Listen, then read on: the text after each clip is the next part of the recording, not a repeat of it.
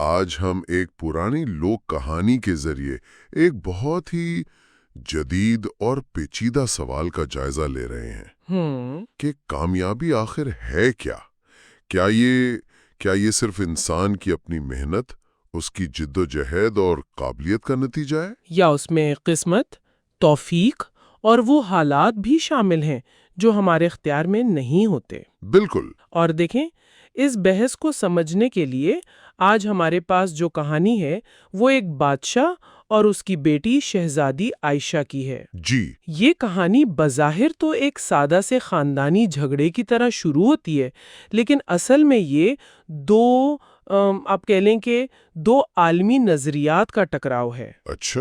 جی، ایک طرف بادشاہ ہے جو اپنی کامیابی کو صرف اپنی محنت اور طاقت کا نتیجہ سمجھتا ہے، اور دوسری طرف اس کی بیٹی ہے جس کا یہ ماننا ہے کہ ہر نعمت خدا کی دین ہے۔ ٹھیک۔ اور ہم دیکھیں گے کہ یہ فلسفیانہ اختلاف کیسے ایک شہزادی کو محل کی آسائشوں سے نکال کر ایک فقیر کی ٹوٹی پھوٹی جھونپڑی تک لے جاتا ہے۔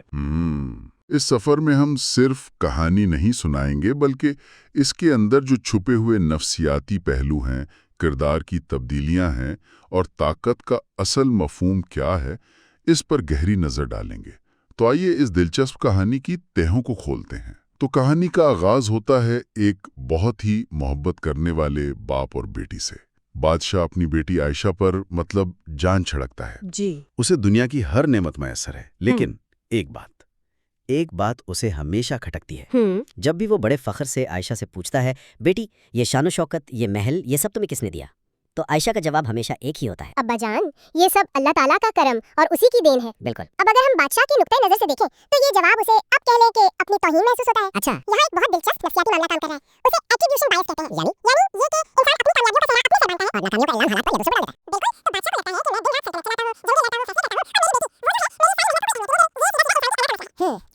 بادشاہ کو لگتا ہے کہ میں دن رات سائیکل چلاتا ہوں، جلدی لیتا ہوں، فیصلے لیتا ہوں، اور میری بیٹی وہ جو ہے میری ساری محنت پر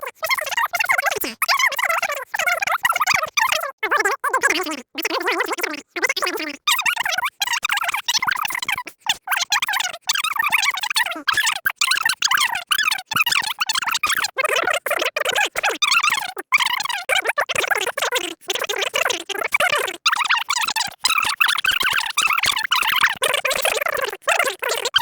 صرف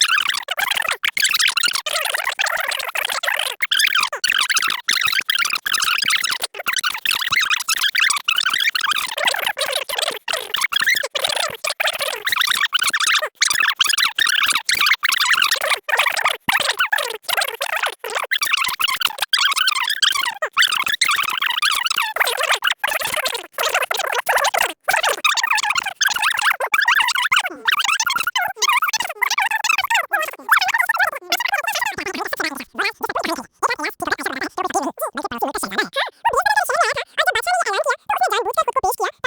آپ کو لگتا ہے یہ اچھا، تو اب سارے نقطے جڑ جاتے ہیں۔ جی، وہ پراسرار بوڑھی عورت دراصل الیاس کی دادی کی خادمہ تھی، جسے عائشہ کو پرکھنے کے لیے بھیجا گیا تھا۔ یہ بھیس بدلا ہوا شہزادہ لوک کہانیوں کا ایک بہت مقبول استعارہ ہے۔ اس کا مقصد کردار کو پرکھنا ہوتا ہے۔ بالکل۔ کیا آپ کسی شخص کی عزت اس کے عہدے کی وجہ سے کرتے ہیں یا اس کی انسانیت کی وجہ سے؟ عائشہ نے الیاس کی عزت تب کی جب وہ ایک بے بس بیمار فقیر تھا۔ اس نے یہ امتحان اعلیٰ نمبروں سے پاس کیا۔ ठीक है, ये तो बहुत दिलचस्प है, लेकिन यहाँ एक सवाल पैदा होता है जो मुझे ऐसी कहानियों में हमेशा परेशान करता है। क्या इलियास का शहजादा निकलना कहानी के मरकजी पैगाम यानी मेहनत और खुद इन्हिसारी को कमजोर नहीं करता? आखिर में तो यही हुआ ना कि शहजादी की शादी एक शहजादे से ही हुई और उसकी सारी मुश्किलात खत्म हो गई। ऐसा लगता है जैसे कहानी कह रही हो कि मेहनत करो तो इनाम में कोई शहजादा मिल जाएगा। ये एक बेहतरीन और बहुत अहम सवाल है। अगर ये कहानी यहाँ खत्म हो जाती तो आपकी बात 100% दुरुस्त होती। अच्छा, लेकिन इस कहानी की खूबसूरती और गहराई उस इंकिशाफ के बाद शुरू होती है। कहानी का असल क्लाइमैक्स ये नहीं कि इलियास शहजादा है, बल्कि ये है कि वो इस शहजादगी के साथ करता क्या है। अच्छा, वो कैसे? इसी दौरान इलियास के मुल्क से खबर आती है कि उसके चचा ने तख्त पर कब्जा कर लिया है और उसकी वालदा बिस्तरे मर्ग पर हैं। जी, वो फौरन वहां जाता है। हम्म वो अपनी वालदा से मिलता है और उनकी वफात के बाद जब मुल्क के अमीर और अवाम उसे बादशाह बनने की दरख्वास्त करते हैं तो वो इनकार कर देता है। इनकार कर देता है। जी, ये है कहानी का सबसे बड़ा और इनकलाबी मोड़। वो कहता है कि मैंने हकीकी खुशी और सुकून तख्तो ताज में नहीं बल्कि एक आम इंसान की तरह अपनी मेहनत से रोजी कमाने में पाया है। वाह! वो अपने चचा को इंसाफ से हुकूमत करने की शर्त पर बादशाहत सौंप देता है और वापस आ जाता है। ये तो वाकई कहानी का रुख बदल देता है। तो मतलब वो क्लासिकी और वो हंसी खुशी रहने लगे वाला अंजाम नहीं होता। वो बादशाह और मलिका नहीं बनते। बिल्कुल नहीं, वो इस अंजाम को खुद मुस्तरद कर देते हैं। अच्छा, ये आपके पिछले सवाल का जवाब है। कहानी का इनाम शहजादा मिलना नहीं था। कहानी का इनाम किरदार की वो पुख्तगी थी जिसने उन्हें ये समझ दी कि असल ताकत और खुशी तख्त पर बैठने में नहीं बल्कि बामकसद जिंदगी गुजारने में है। वो वापस आकर बादशाह की मदद से कपड़ों का एक बड़ा कारखाना लगाते हैं। और ये कोई आम कारखाना नहीं होता। वो खास तौर पर गरीब लोगों और बेवाओं को रोजगार देते हैं ताकि वो भी खुद इन्हिसार बन सकें। जी, एक तरह से ये आज के दौर का सोशल एंटरप्राइज है।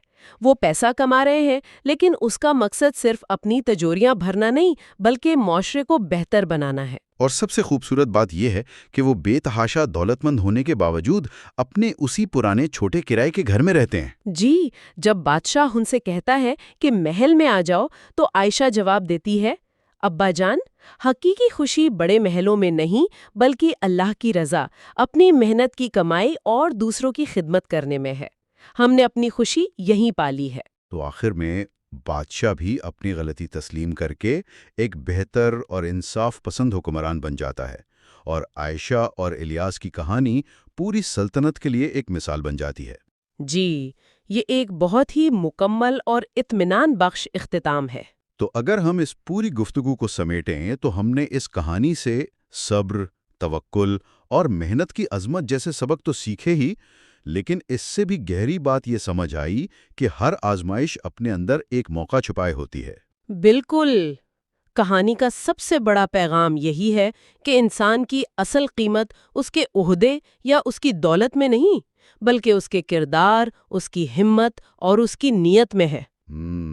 बादशाह ने आयशा को सजा देकर झोंपड़ी में फेंका था, लेकिन उसी झोंपड़ी ने उसे वो इंसान बना दिया जो महल उसे कभी नहीं बना सकता था। और आखिर में ये कहानी उस सवाल का जवाब भी देती है जिससे हमने शुरू किया था, मेहनत या किस्मत? जी। कहानी कहती है कि दोनों एक दूसरे से जुड़ी हुई हैं। किस्मत या अल्लाह की देन आपको एक नुक्ता आगाज देती है, लेकिन आपकी मेहनत, आपका किरदार और आपके फैसले ये तय करते हैं कि आप उस नुक्ता आगाज से कहाँ तक का सफर करते हैं। और ये हमें आखिर में एक बहुत दिलचस्प सोच पर छोड़ जाता है। कहानी का हीरो इलियास तख्तो ताज को ठुकरा देता है। वो कहता है कि असल ताकत हुकूमत करने में नहीं है یہ ہمیں اس سوال پر غور کرنے کی دعوت دیتی ہے کہ کیا حقیقی اختیار اور لیڈرشپ خود اقتدار کی کرسی پر بیٹھنے کا نام ہے، یا دوسروں کو اس قابل بنانے کا نام ہے کہ وہ اس طاقت کو دانشمندی سے استعمال کر سکیں، چاہے اس کے لیے خود منظر سے ہٹنا ہی کیوں نہ پڑے۔